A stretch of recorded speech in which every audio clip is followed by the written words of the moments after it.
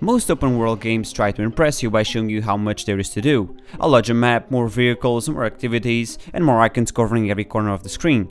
And Grand Theft Auto 4 does something different. It indeed gives you less, and somehow makes every street feel more important. Liberty City is not Rockstar's largest world, nor is the most colorful, and it does not offer the same freedom or variety as the games that came before and after it. But nearly 2 decades later, Liberty City still feels more believable than many open worlds released today. And when you have cars that feel like real machines instead of toys, and pedestrians that feel like residents instead of background decoration, and not to forget the weather, where it changes the personality of the streets. And other things such radio stations, television, websites, and advertisements create an entire culture around the city. And at the center of all this is Nico Bellic, a man who arrives in America chasing a dream that begins falling apart almost immediately. Luxury condo.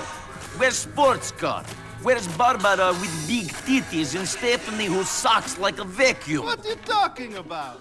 And some people believe GTA 4 is Rockstar's greatest game, others think nostalgia has caused fans to exaggerate everything it does well, and honestly both sides have a point. The game is indeed slow, its controls can feel heavy and missions are often repetitive, and other GTA games give you much more freedom. But GTA 4 is not an open world masterclass because every part of it's perfect, it is a masterclass because almost every part it feels connected to the same vision. When GTA 4 chose depth instead of variety, that was a strange direction for the series. The previous game has trained players to expect more customization, more vehicles, more locations, or more activities, and more ways to change the character and interact with the world. But then Rockstar moved to a new generation of hardware and removed a surprising amount of that freedom. The map became smaller indeed, and the character customization became limited. There was a fewer side activities, fewer ridiculous vehicles, less variety outside the city, and for players who measure progress by the number of available features, it's understandable that felt downgraded. Yeah, I do agree, in a certain way it was, but Rockstar was chasing a different kind of progress, if you think. Instead of recreating every feature from older games, the developers focused on making a smaller collection of systems feel more physical and reactive. And there are a lot of things that come with it. For example, the cars developed weight, the bodies reacted dynamically to the impacts, gunfights became messier and less predictable, NPCs responded more convincingly to danger, the city itself became the central feature. That creates the main trade-off behind the entire experience. And if you compare GTA 4 with open world games, what did they really offer, other than how many things can player do? But Liberty City asks, how believable can those things feel? And some players will always prefer freedom, variety and constant entertainment, others care more about atmosphere, physicality, and the world with a strong identity. Neither preference is wrong, but Rockstar committed almost completely to that second philosophy, and that commitment is what gives the game its personality. And so let's talk about the map. Liberty City does not feel impressive because it's enormous, it feels impressive because it's concentrated, indeed. And when you have so much NPCs, cars, trains, everything, people argue, use phones, carry bags, wait at crossings and continue with their day whether Nico is watching them or not. That is the difference between a map and the world. A map indeed exists to hold missions, and the world creates the illusion that life continues without you. And each district has also recognizable identity. Broco feels completely different from Algonquin, and wealthier streets look cleaner but often feel emotionally empty. Commercial areas are loud and overwhelming, and quieter neighborhoods feel strangely isolated. Yet none of these areas feel like separate levels, and they all are clearly part of the same city. And because the map is relatively compact, you slowly begin learning it. You recognize intersections, you remember shortcuts, you understand which bridge connect the different districts, certain roads become associated with missions, characters, or moments from the story. And modern maps can become so large that players experience them almost entirely through the GPS lines and fast travel. And as you follow the route without understanding the place around you, here familiarity develops naturally, and you're not simply moving between objects, you are learning how the city works. And once a virtual place becomes familiar, it starts becoming personal. And so let's talk about the physics, because they're probably the most famous part of the game, but their importance goes far beyond watching people fall in funny ways. They change how nearly every action feels, such when cars lean when turning, suspensions react to uneven roads, vehicles lose control under heavy braking, and crash feels violent because the machines appear to be built from metal rather than plastic. And driving quickly requires concentration. You cannot always enter a corner at full speed and expect the car to obey perfectly. It has momentum, the road has shape, and traffic has consequences. But some people love this handling, others absolutely hate it, and both reactions are understandable, and the movement can feel exaggerated and frustrating, especially after playing the faster and more responsive driving of GTA 5. But the goal is not the perfect realism, the goal is the physical weight. In GTA 5, driving is often designed to move the player towards the next exciting moment as quickly as possible. And here the driving can become an exciting moment. A police chase feels dangerous because you are fighting the road, the traffic, the condition of the vehicle and your own momentum. One badly judged corner can completely transform the situation. The same philosophy shapes the gunfights. Enemies respond to where they are hit, and they stumble into walls, they fall into stairs, they try to recover, and they grab one surface and react to nearer objects. And a simple shootout can become unpredictable because the world refuses to behave exactly the same way twice. And when you have things when a vehicle crashes into a police car, an enemy falls into a rooftop, or a civilian becomes involved by accident, there are small stories created by different systems colliding with one another. And so in simple terms, the game does not only animate its world, it allows the world to react itself to everything. The wanted system follows the same philosophy. The police can still appear too quickly. They sometimes behave strangely, and like every GTA game, the system has moments where the illusion falls apart. But the officers feel more connected to the city than the simple army spawning behind the player. Once direct line of the sight is broken, the search area becomes important, and the police vehicles move through nearby streets looking for you. And things like LA intersections, they really matter, and changing direction matter too. And knowing the neighborhood becomes useful. You're not simply waiting for the timer to disappear, you are attempting to vanish inside the city. That turns the environment into a part of the chase, and traffic is no longer background decoration. And things like tunnels and bridges can trap you, and a neighborhood that you understand well can become an advantage. This is something the game repeatedly gets right. Its mechanics rarely feel completely isolated. The police use the map, driving depends on the physics, and pedestrians react to the violence, and traffic changes the escape. And because two systems overlap so seamlessly, Liberty City feels less like a collection of separate features and more like one machine constantly responding to itself. The NPCs, on the other hand, are not for decoration, and they are sometimes remembered as being more advanced than they really are. I fuck two girls and smoke simultaneously. And they repeat lines, they become confused, they walk directly into danger, and occasionally they behave like complete idiots, but they still create an impression of a city filled with different personalities. People use phones, yeah, they carry shopping bags, they sit on benches, they argue, they react to the accidents and changing weather, some run from danger, others become aggressive. Different neighborhoods have different voices, clothing, and behavior. The important detail that most of them do not appear to be waiting for the player. They are not standing around beside glowing icons hoping Nico will activate them. They will fill the streets because the city needs inhabitants, and sometimes the best way to understand this world is to stop playing like a normal GTA game. And if you can drive at the speed limit, or wait for the traffic, or walk instead of running, and observe how the city behaves when you are not causing complete chaos. The city obviously is an illusion, but it's an illusion that survives during quiet moments, and many open worlds feel alive only when the player is completely in activity. This one can feel alive when you are doing almost nothing. One of the most overlooked achievements exists beyond the streets themselves. Rockstar did not simply build a physical city, it created an entire culture around it.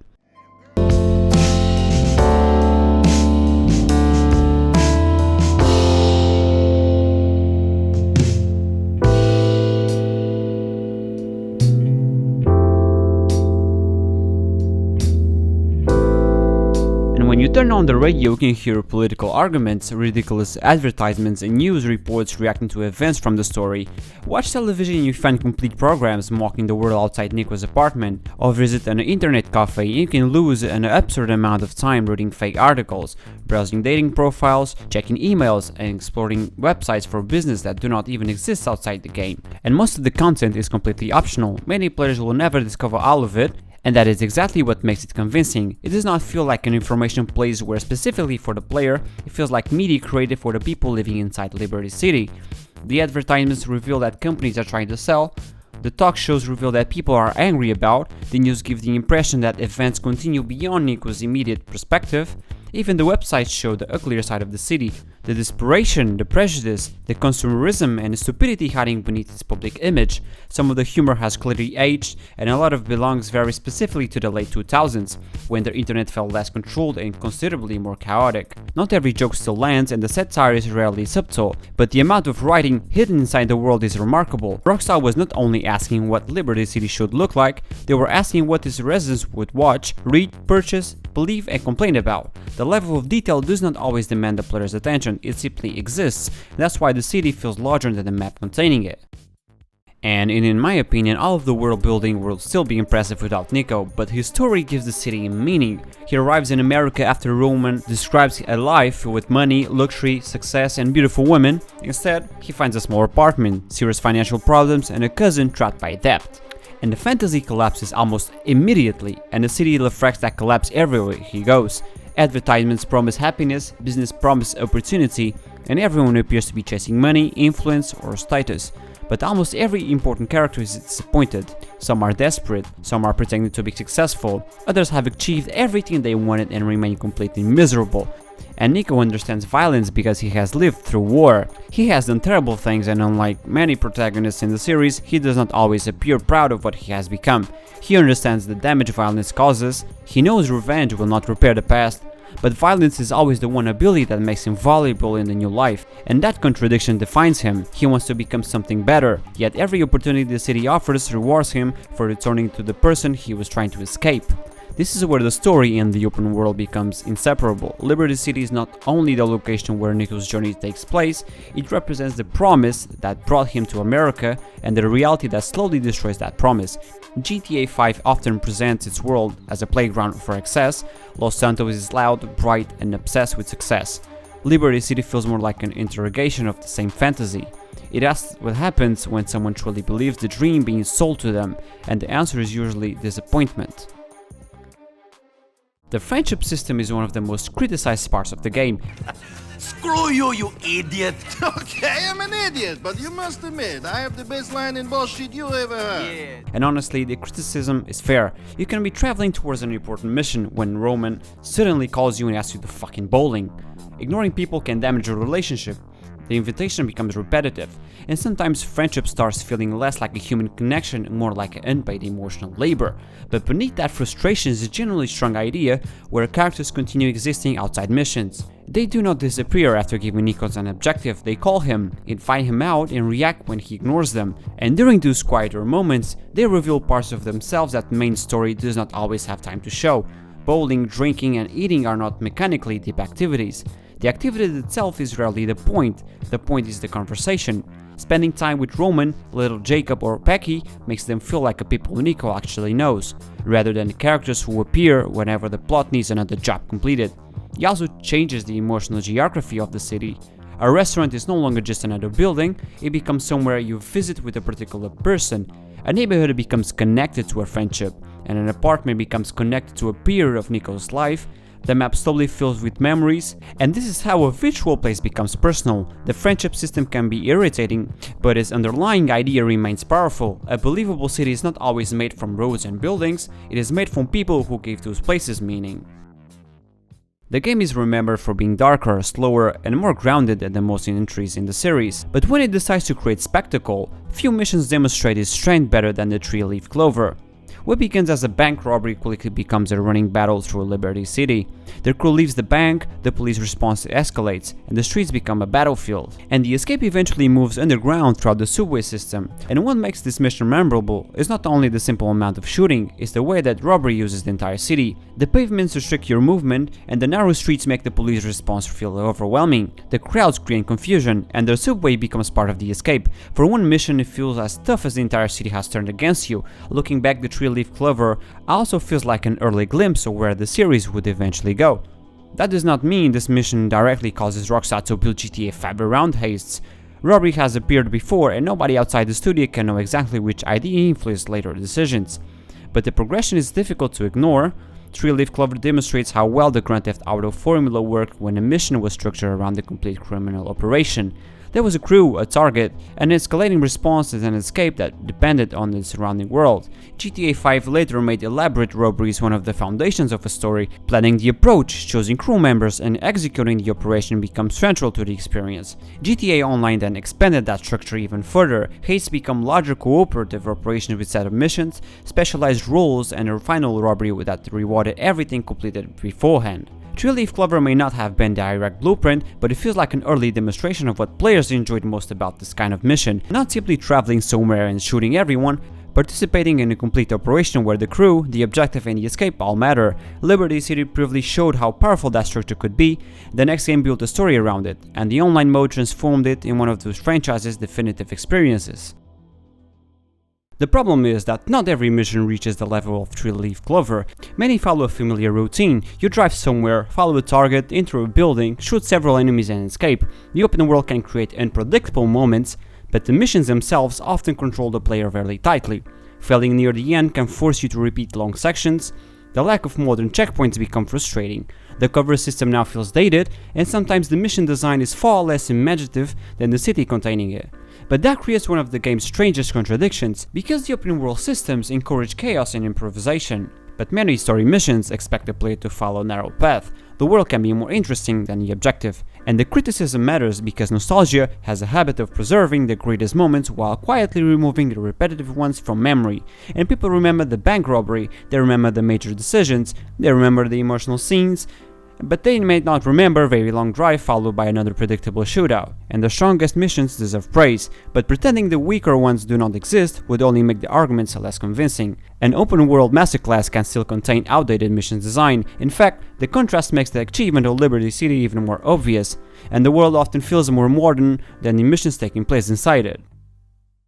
The two major expansions make Liberty City even more interesting. The Lost and Damned presents the city through Johnny Klebitz and a biker gang slowly destroying itself. From his perspective, the world feels harsher and more industrial. The city becomes connected to its territory, loyalty, and decline. Johnny does not see Liberty City as a place of opportunity. He sees it as a place where the brotherhood gradually becomes a burden.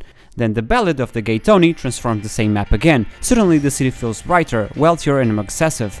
Nightclubs, luxury, and spectacle replace some of the loneliness associated with Nico's journey. The streets are mostly unchanged, but the perspective changes their meaning. Nico sees Liberty City as a broken promise, and Johnny sees it through the collapse of the loyalty and identity. But Louis sees its glorious side of the desperation hidden underneath it.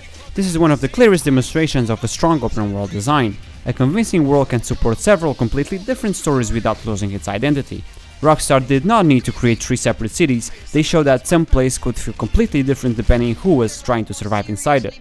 The expansions could easily support their own videos, so they do not need to dominate this one, but they strengthen the central argument. Liberty City is not just a background, it changes depending on the person looking at it.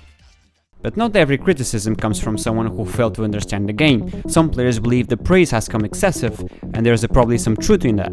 Nostalgia encouraged people to remember the atmosphere, physics, and the story, while forgetting the technical problems, repetitive missions, and mission features. GTA 5 offers smooth controls, more variety in a larger playground. Red Dead Redemption 2 surpasses the world in animation, environmental complexity, and technical detail. The PC version has also carried a long reputation for poor optimization and inconsistent performance, and some players simply do not enjoy spending dozens of hours inside such a grey and miserable city. That does not mean they are wrong, it means Rockstar priorities do not appeal to everyone.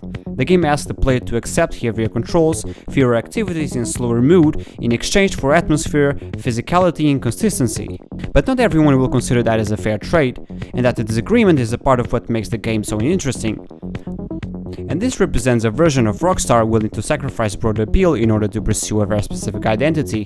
Whether you love it identity or hate it, the commitment is undeniable. The point is not that every other Grand Theft Auto game failed, the point is that this one chose a different definition of progress. Instead of offering more, it attempted to make less deeper. Nearly 2 decades later, the game is no longer impressive because of its graphics. The movement can feel awkward, the missions can repeat itself, and the controls belong to another generation indeed, but the reason people still return to Liberty City has very little to do with technical perfection. They return because the city has an identity. Every system contributes to the same feeling. The heavy vehicles make every chase unpredictable. The physiques give violence consequences. The weather makes the streets cold and hostile. The radio, television, and the internet makes the world feel as stuff as exists beyond the player, and Nico's story turns that world into something more than a playground. Liberty City promises opportunity but delivers disappointment. It surrounds you with millions of people yet constantly feels lonely. It can be ridiculous one moment and deeply tragic the next. And that contradiction is exactly why it remains memorable. Modern open worlds are often larger, smoother and filled with more content, but size alone does not create meaning. A world becomes unforgettable when its mechanics, atmosphere and character all feel as tough as they belong together. And this is what Rockstar achieved here. Not the biggest city, not the most advanced one, but one of the few virtual places that feels like it had a life before you arrived and will continue living after you leave. And this is what it makes it timeless. But I want to know what you think. Is GTA 4 still Rockstar's best open world, or has another game surpassed it? Let me know in the comments, and if you enjoyed this video, subscribe for more deep dives into this game that still deserves to be talked about. Thank you for watching.